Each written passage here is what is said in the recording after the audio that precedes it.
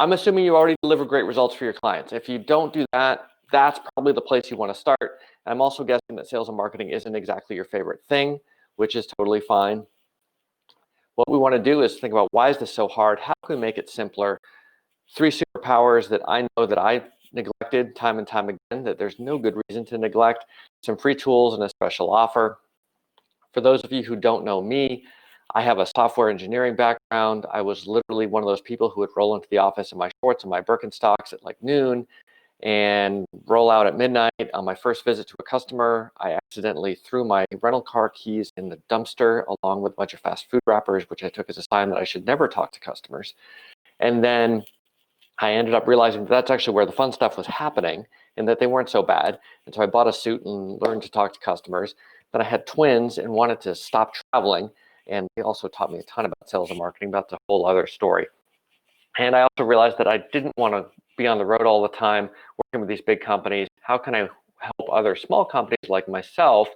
And the irony for me was I was doing sales and marketing consulting for Fortune 500 firms, and I was absolutely terrible at sales and marketing. I was doing it all wrong. I thought you had to be some kind of sales rock star, thought you had to be some kind of marketing genius, thought you had to be some kind of master networker. And so I was always trying to impersonate these people instead of being myself.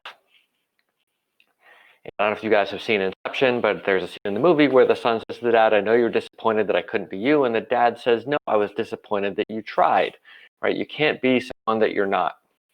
So the big secret is you don't have to be great at selling or marketing or networking to be successful at business development. In fact, in many ways, it's doing those things is antithetical to business development in a way that's weird. So why is this so hard? Well, there's so much advice out there. There's so many tools and technologies and tactics. It's overwhelming. And I know I've sort of had shiny object syndrome. Oh, what if I just try this? All I need is this one tool. That's going to save it. Oh, I took this training. Now I read this book. I attended this webinar, et cetera, et cetera. All these things. And of course, there's just more and more and more of them. And it ends up just scattering your attention and distracting from what's really important.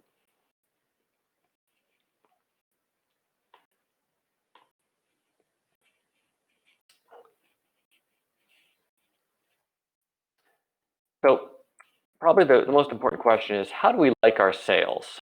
Do we want to be easy or hard? Right? Most people would say we want them to be easy, right? And yet when we look at what we're actually doing, most of us are making it rather hard. What do I mean by that? Well, what's the easiest, fastest sales cycle that leads to the best client projects? Right? Feel free to enter anything in the chat, but I'm guessing that most of us would consider it to be a perfect referral to a perfect client, perfect prospect who wants exactly what we do right now, right? Like that's the easy, you can't get any easier than that, except maybe a repeat client. That would count too, I guess. And the point is, we don't really have to sell. We just make it easy to buy, right? That's really what it's all about, right? We don't feel like we're doing anything. We're like, oh, I met this person. They're exactly what I need, or they're exactly who I help. They need exactly what I offer. We have this great conversation. Next thing you know, we're starting work next week. It's wonderful, right? No one wants to actually be sold. We all want to buy. So our first superpower is positioning. We own our own business and we get to decide what our positioning is. And when we think about companies that position really well, Tesla and Apple and Nike and Coca-Cola and people like, they're these giant, giant companies. But we have a very different situation, right? We can't serve billions of people. Can't serve millions of people. There's only so many people we can serve anyway. So we want to hone in on, perhaps I'm a speaker, right? I do keynote speeches, but who do I do that for? Because there's a lot of people who do speeches, right? Maybe it's for financial services companies who switched to remote during COVID or whatever it is. we want to be able to laser focus in on those best people. So here are some tips on positioning. One, we've got to talk to an individual. And this is much easier said than done. But think about a person that you're talking to. We'll get some more tricks for dealing with this a little bit later. And have an opinion, be a magnet, right? A magnet, we think about a magnet attracting something, but it also repels. And those things are just as important. Totally to be nerdy here for a second, right? There's no such thing as a magnetic monopole. That's what one of the things Maxwell proved, right? There's got to be two poles to the magnet. And so with one end, we want to attract the people who are those ideal clients. And the other end, we want to repel the people who are not good fits. Doesn't mean they're bad people necessarily, they might be. But we want to let them know that we don't want to waste time with them.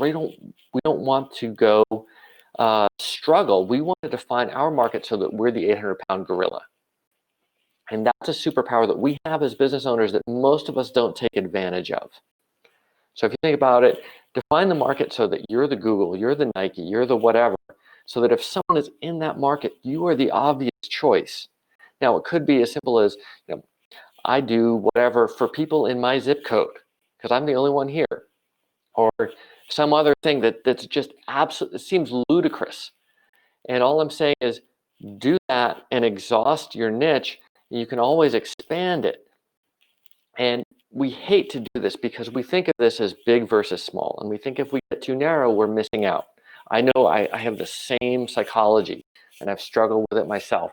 And the way that I found to get away from this was to stop thinking of it as big versus small, but think about it as easy versus hard, right? So many sales cycles I struggled with, so many marketing campaigns that I struggled with because I was trying to troll the whole ocean instead of going for exactly what I wanted.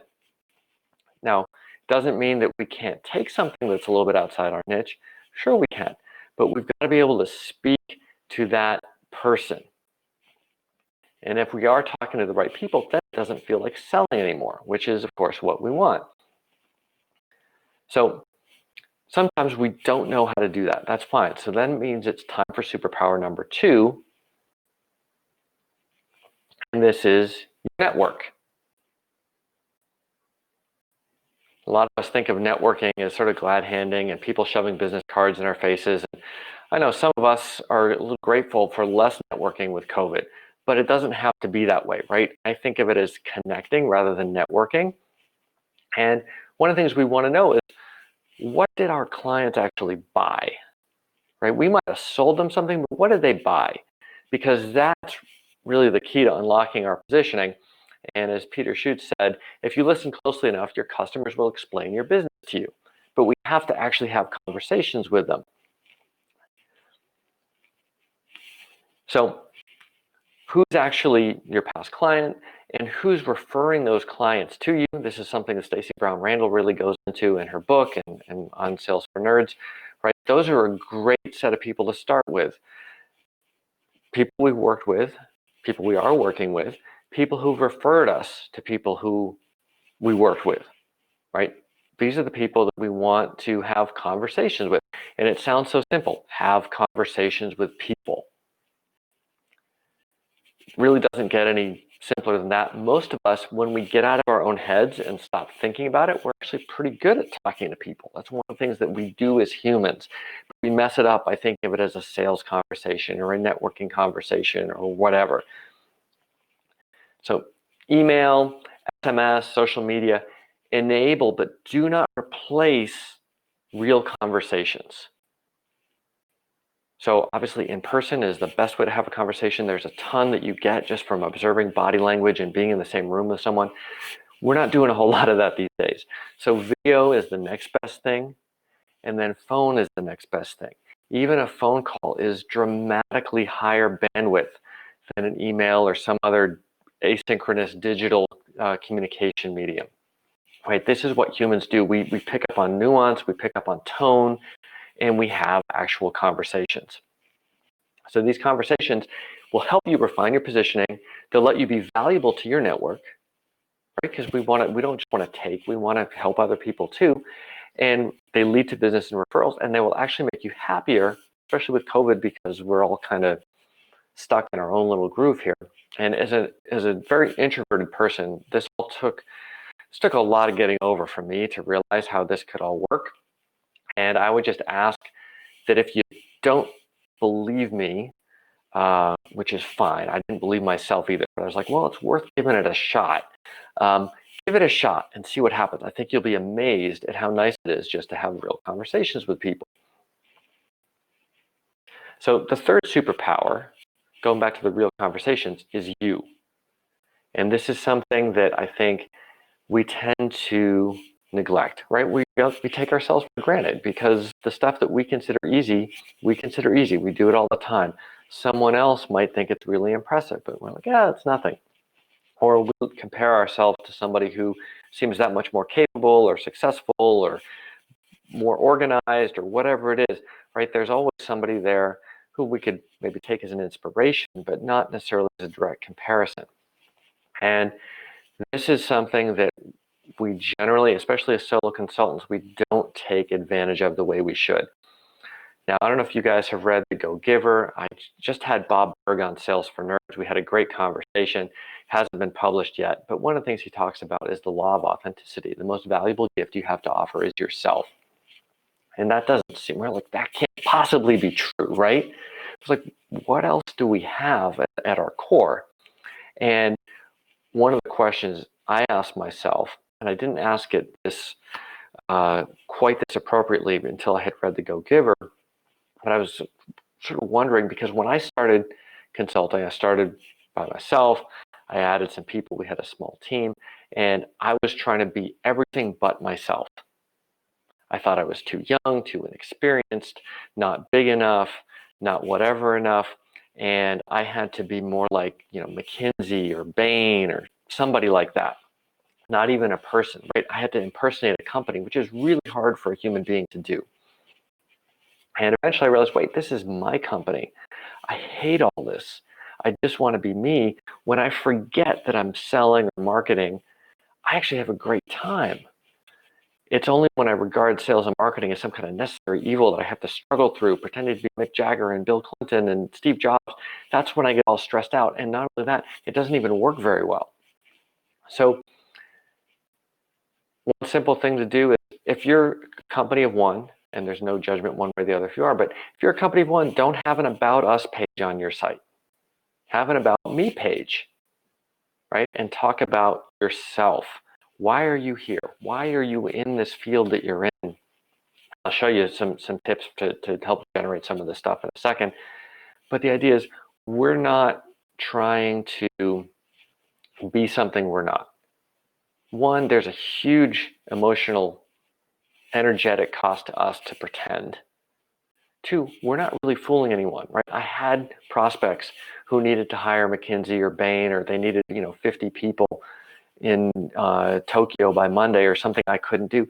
They weren't fooled by my About Us page. They weren't fooled by my corporate jargony nonsense. And there were some other prospects who were like, we don't want Bain. We don't want McKinsey. We want someone more like you guys. But gosh, we had a great conversation. We went to your website and you look just like those other folks, right? There's time and place for everything. But it's like, we hid everything that made us great that we could actually deliver on, because we were trying to pretend we were something we're not, right? We were playing in someone else's market instead of saying, we're going to be the 800-pound gorilla of this much smaller market. So superpower recap.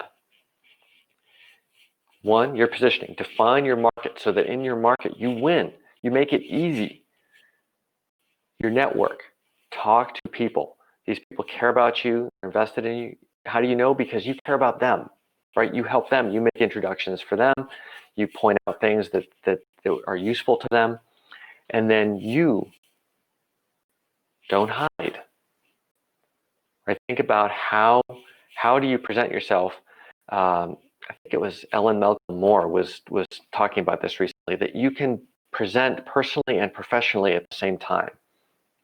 And obviously there's hopefully some aspects of our personal lives that are not professional, right? We shouldn't be professional 100% of the time. but it doesn't mean that we have to impersonate this corporate blue-suited IBM salesperson when we're working. It doesn't mean we have to hide behind a facade of marketing or branding or whatever. We can still be who we are. And this lets us go from selling to helping, from marketing to teaching, from networking to connecting.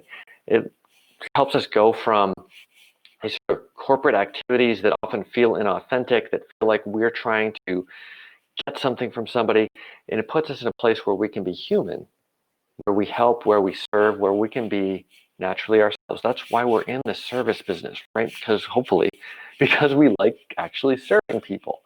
And instead of taking sales and marketing as being this disconnected thing that we have to do to get to what we love, think of it as all holistically integrated into our mission, right? Even before someone becomes a client, even if they never become a client, they're still in our orbit, they're still part of our mission. We can help them, we can teach them, we can connect with them.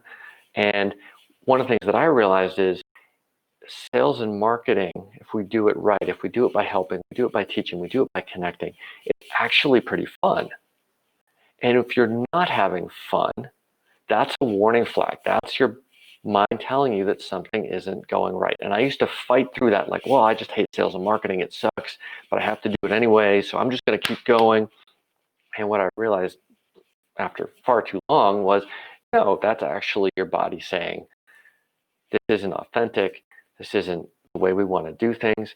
And it's one thing if you're, employee number 28,000 at some company and your boss says do this, right? You may kind of have to hold your nose and do it.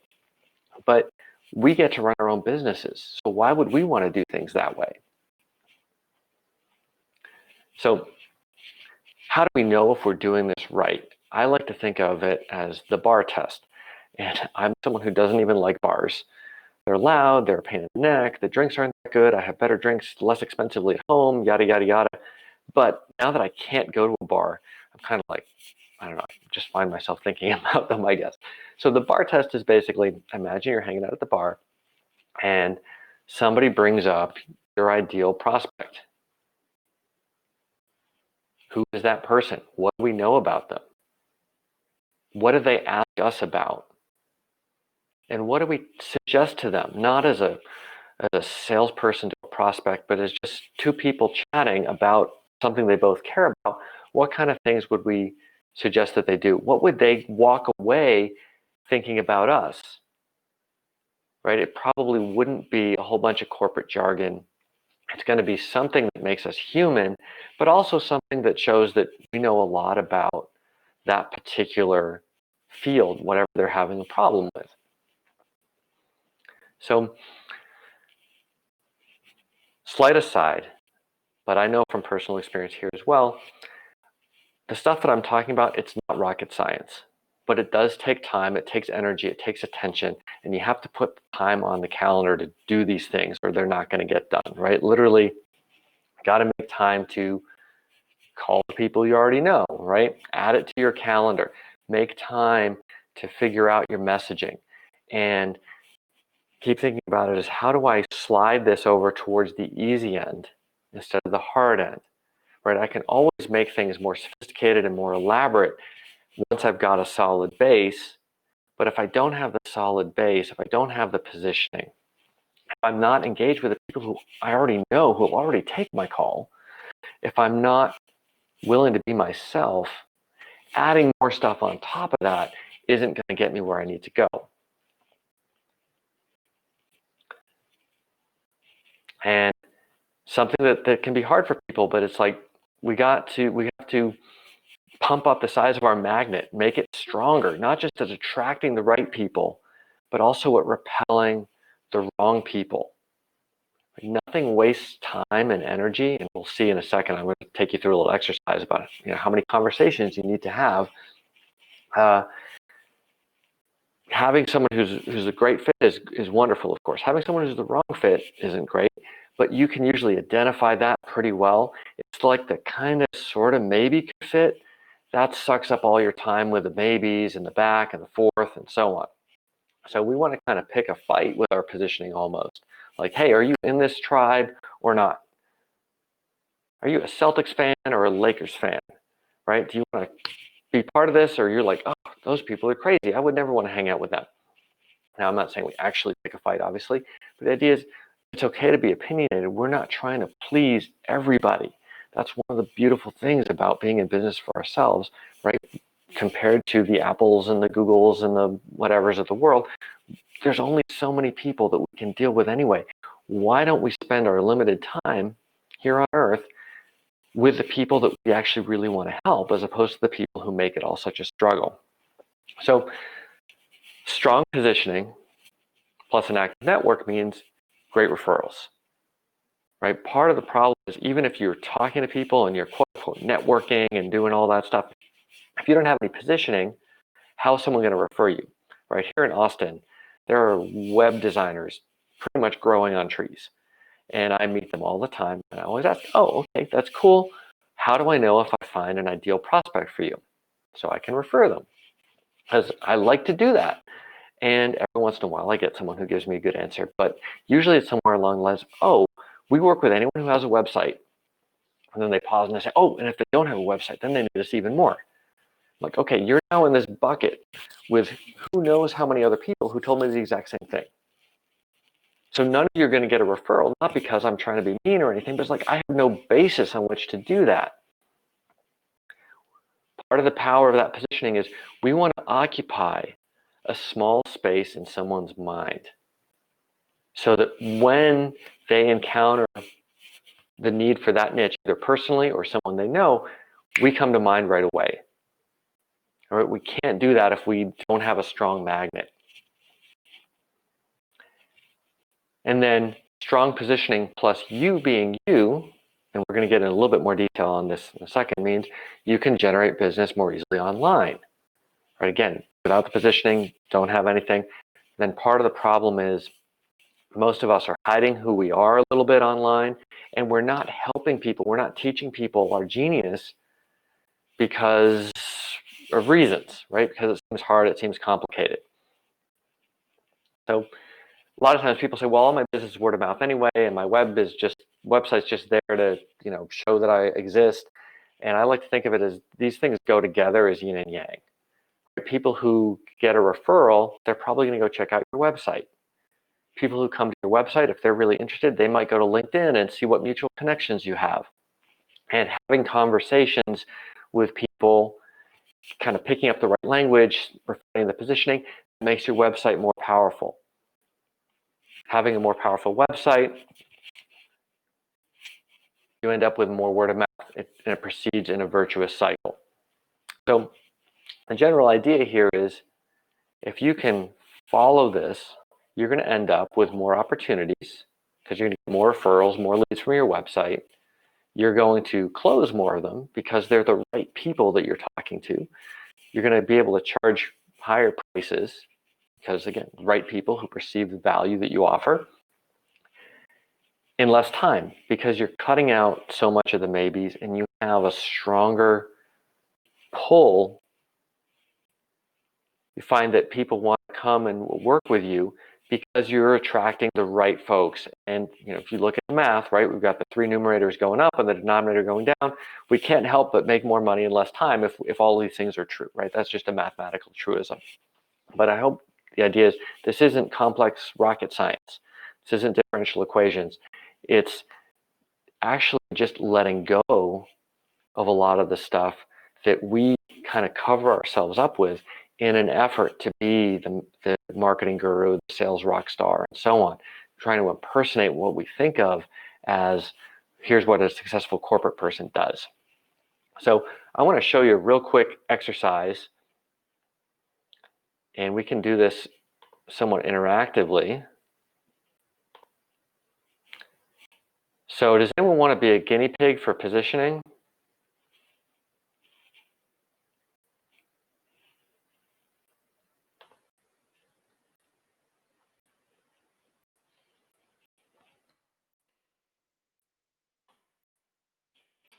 All right, Sarah is going to be a positioning guinea pig. Awesome. So Give me just a second. So if you're a Mimiran customer, go to your user profile. If you're not a Mimiran customer, you can sign up for a free trial and access these tools that we're talking about. And obviously, my grand plan for world domination is you love it so much that you want to keep going after your trial. But you can certainly go through these exercises that we talked about. So I'm going to click on this mission generator button. And the idea here is I'm going to answer some questions about my positioning, and it's going to generate sort of a sample homepage for me, an about page, a lead magnet, a call script, LinkedIn profile, and some LinkedIn post ideas. So Sarah, tell me who your ideal client is. And don't worry about getting this right. Just go with your gut, right? We'll work on this, and you can go play with this to your heart's content. But let's see what we can do together.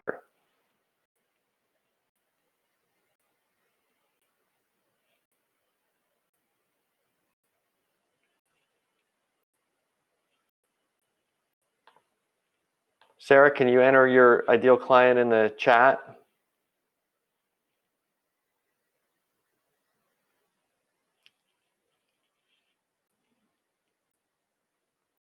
Okay, mid to high level managers want to improve their ability to connect with audience, presentations, media. Okay, great.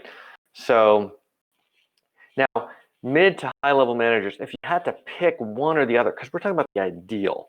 I'm not saying you can't work with folks who aren't, but like if you had to, like that person at the bar, are they a mid-level or a high-level manager? High level, all right. High-level manager. And you can see it's updated our page already. And what kind of attributes do these people have, right? They do presentations, they do meetings. Like, how do we know within the realm of high-level managers, these are your people? Okay, self-reflective. And they want to, well, I'm going to say self-reflective and want to improve the same thing. They present at meetings. Now, are these meetings like, 4-person Zoom meetings or 300-person corporate events or both? Or like, tell me more about the meetings that these people are called to present at. Board meetings and corporate events.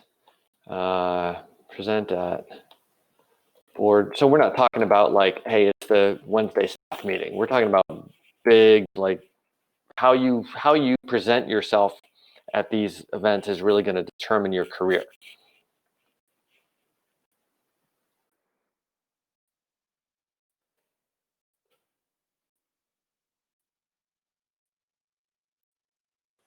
That's fair. Okay. What else do we know about them? Like, are they scared to speak? Are they really good at speaking? They just need some polish. Like something that's, because I feel like we kind of know a little bit where to find these people, but I don't know if I know what they're all about.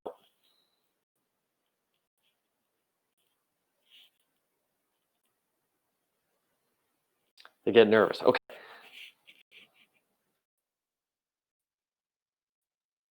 And so their initial pain is that they get nervous, but what's the thing that they're trying to get or avoid by working with you?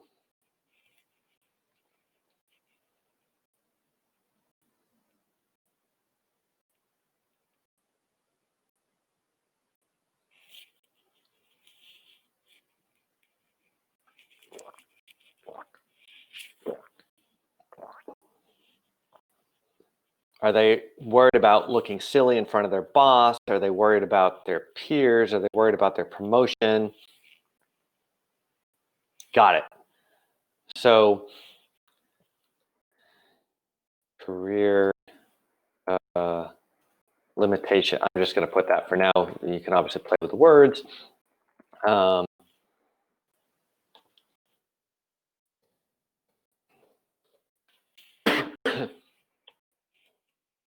If I could spell. And the cost of this pain is that they don't advance in their career, or they feel like crap, or both.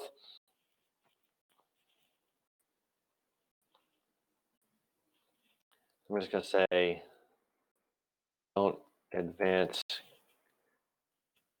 career. And what they really want is the career they know they are capable of. I'm just sort of ad-libbing a little bit. All right, what's the traditional thing that these folks do? How do they usually solve this problem if they don't turn to you?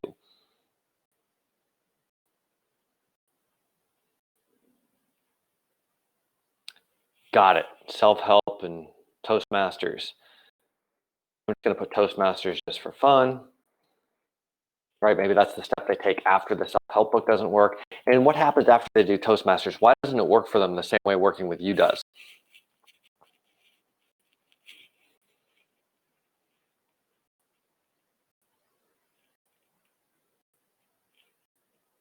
Got it.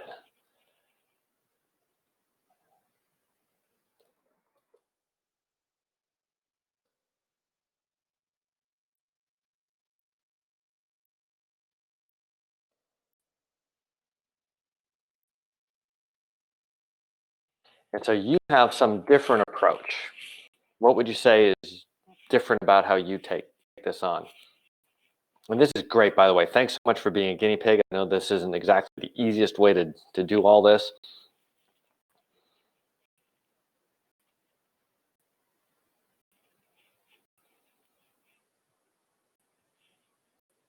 Okay.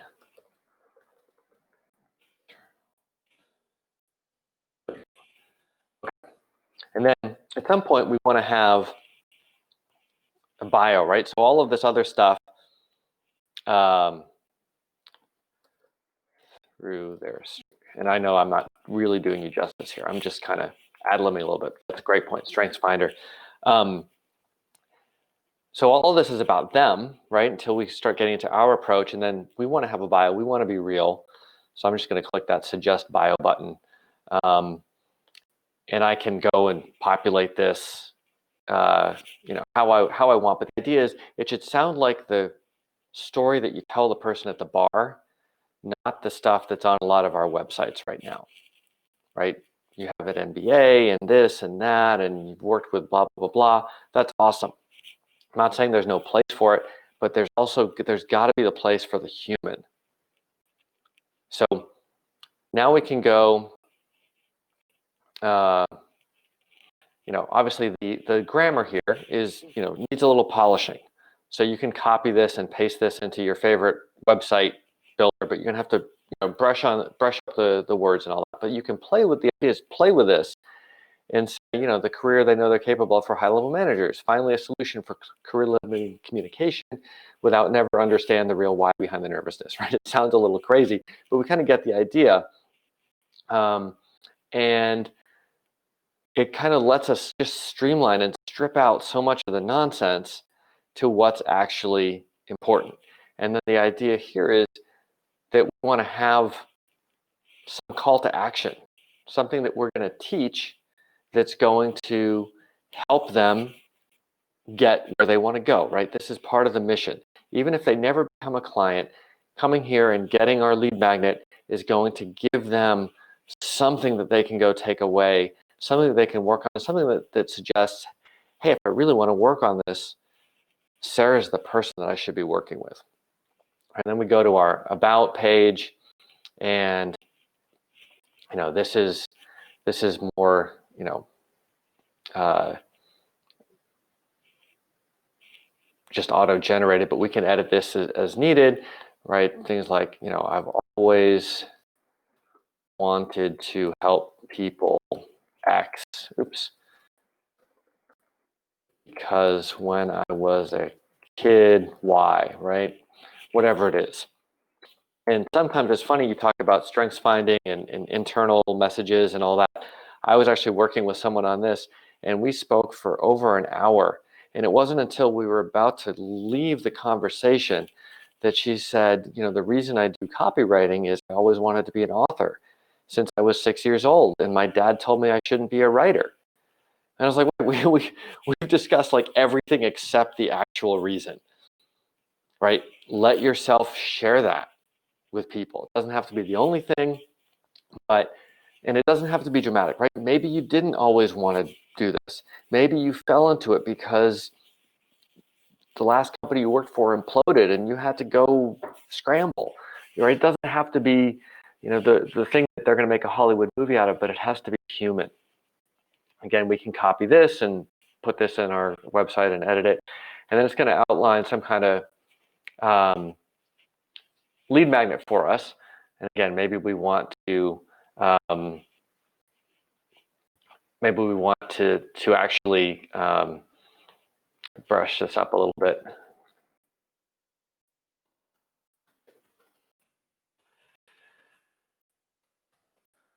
Something like that, right?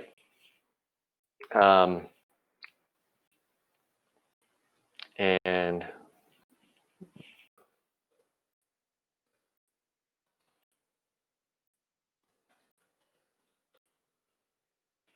right, we can kind of brush it up to make it sound a little better.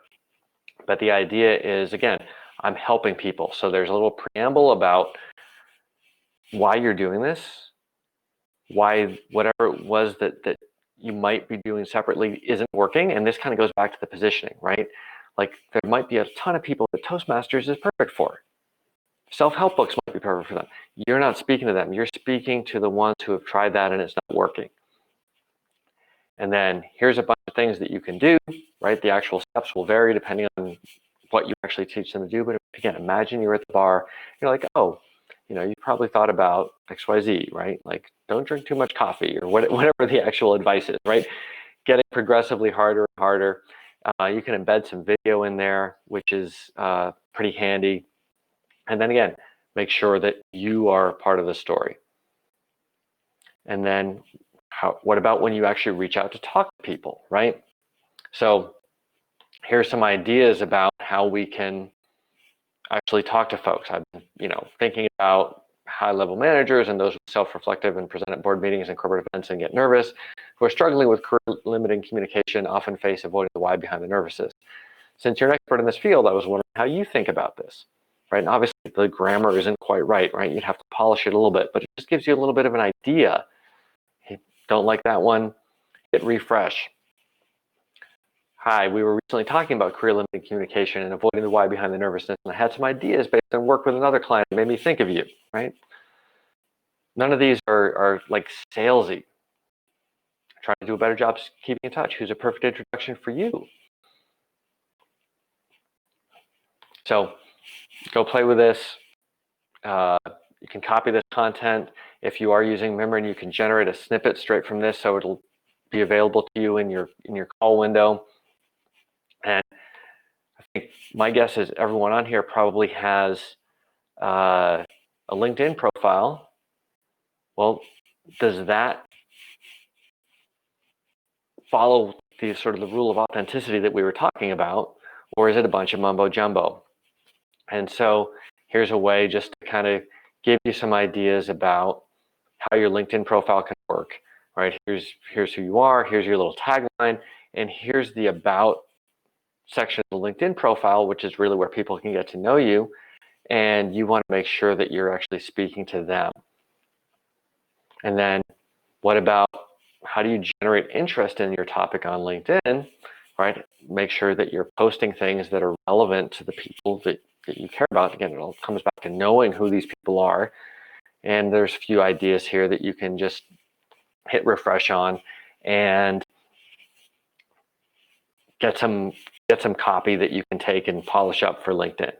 So really encourage everybody, go through this exercise. I know it's going to ask you for your ideal client, and then it's going to ask you for 3 attributes of the client, like what I just told you, right? My ideal client, high-level managers, or whatever it is, right? And then I said you're self-reflective, but the more we know, and it makes you do 3 of them, the more you know, the easier it is to figure out how to create that powerful magnet, both in terms of online lead generation presence, and also just in talking and conversation and getting referrals.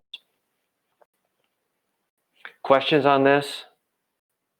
I know there's a kind of a lot here, and we went through it pretty quickly. If not, I'm going to go and show you another tool for planning, which is useful for end of year, starting for 2021. Thank goodness 2020 is almost over. I'm sure as soon as the clock strikes midnight on January 31st, everything will just be hunky-dory. So one of the things that I want to look at here is, how does your pipeline work, and how realistic is it for you to achieve your goals, and how does the stuff we talked about with respect to positioning and your network, how does that come into play? So let's suppose that you have, let's say 100 conversations with referral partners a year, right? So that's 2 conversations a week. All right, you can see it's going to update and show us that that's 2 conversations per week. And let's say that 20% of them lead to referrals. Now, there might be other people who are like, I don't call partners twice a week. I'm going to have 10 conversations with partners, but they're so good that 200% of them will lead to referrals, right? So that way you still have, you can play with the numbers based on how you want to do it. But one of the big things that we'll see is that having these partner conversations really drives a lot of business for us. And if we're not having, if we're like, well, but I put them on the newsletter and I drop them a newsletter every month, that's fine. I'm not saying you shouldn't do that.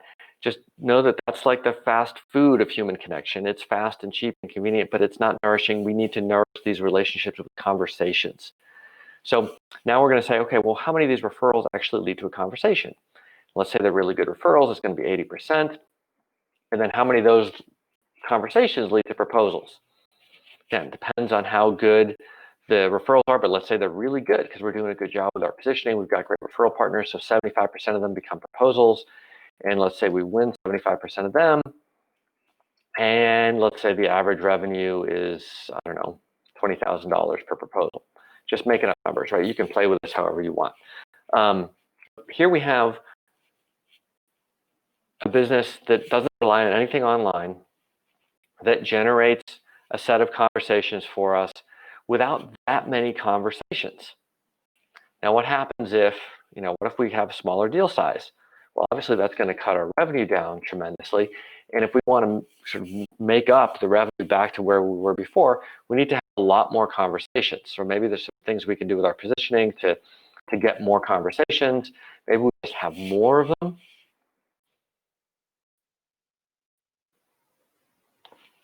Right? We start working our way back up.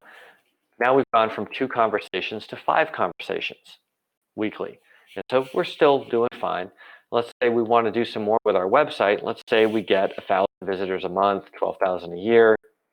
And let's say 1% of them turn into leads, right? That's 120 conversations, 120 leads. And let's say 50% of them become conversations, right? Now our website's generating as many conversations as our referral network. And what about our conversation proposal rate? Well, maybe it's lower because these are our web leads. Let's say we only win 50% of the proposals and we close them at a slightly lower rate, right? We're still doing okay.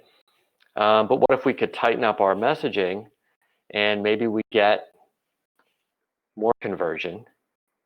Maybe we get a better conversion to conversation. Maybe we actually end up getting more proposals out of this and we win more. And maybe we end up, at or above the revenue per deal. The point is, all of this stuff interacts together, and we want to make sure that the revenue number is where we want it to be, and that the number of conversations that we're having is realistic, right? If doing this requires us to have, 100 conversations a week, it's just not going to happen, right?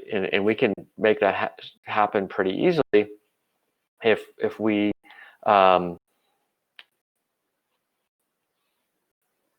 if we start reducing some of these numbers,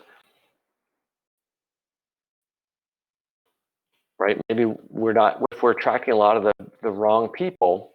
I'm just going to take the web out for a second, just to make it easier to illustrate this purpose, right? But it's like, okay, if we don't have that strong positioning, and so our conversation proposal rate goes down, we're going to need to have an awful lot of conversations to get the same amount of revenue, right? So again, play with the numbers, hit me up if you have any questions, and then if you're done, if you want a real quick overview of Mimiran itself, the idea is the world, I thought, did not need another CRM. I was already complaining in our talk about how there's just this explosion of tools and technologies. The last thing I wanted to do was add to that, but I just didn't find anything that worked for me. I hated trying to use Salesforce, various other tools that I've tried so many of them. And I want something that helps me be me, helps me have conversations with people, tracks my referrals and my web leads, shows me how many conversations I'm having, lets me compare how many conversations I'm having with people that I'm connected with, just so I'm not selling all by myself. Shows me what's going on with my deal pipeline, and lets me create those lead magnets. So, here's one that's obviously doing the most for us, the 7 HR mistakes that kill your business. And you can go in here and you can just basically copy and paste out of that generator that I showed you. Here's some things that you should do. Put a little video in there, put your little about me, and then when you're done, offer it online via these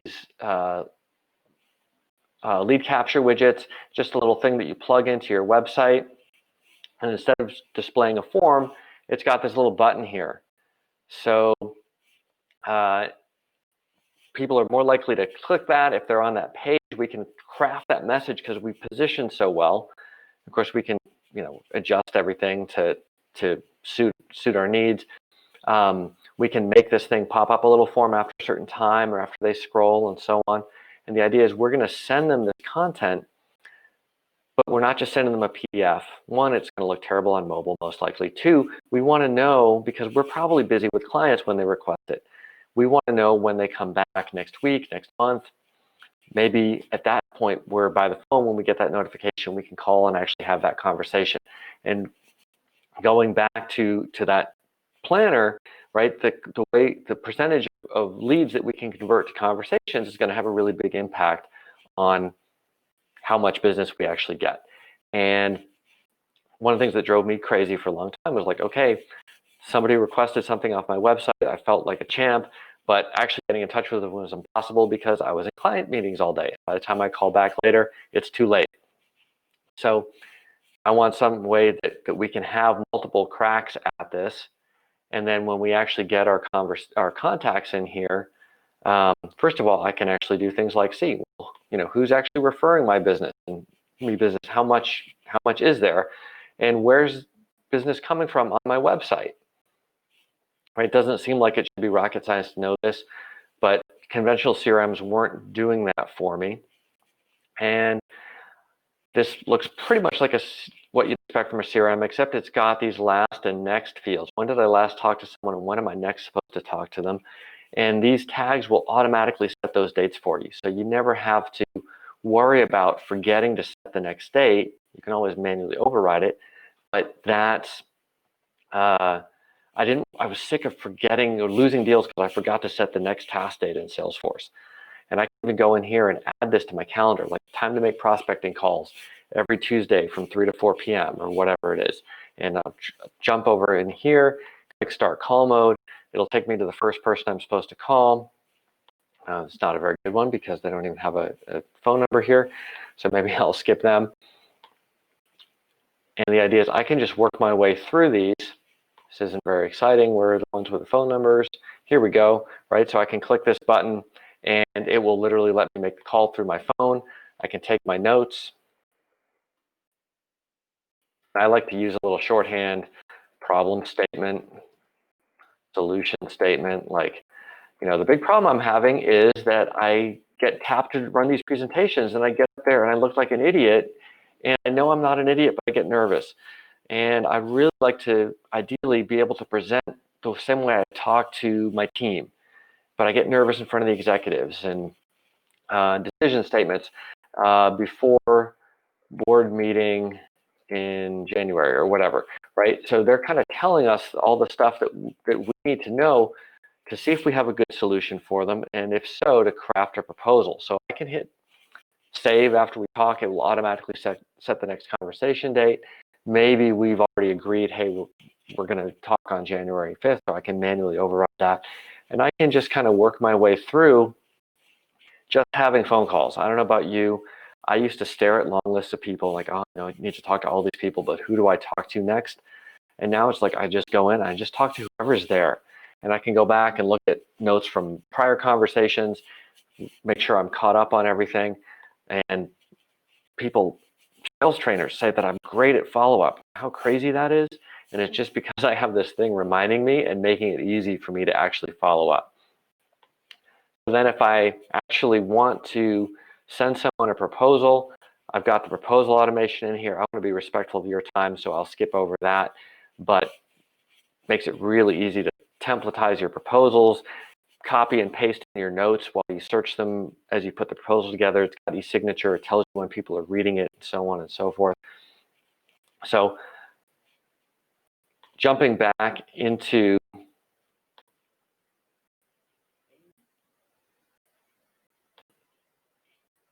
let's jump back into here, right? Putting this into action, build out your referral report.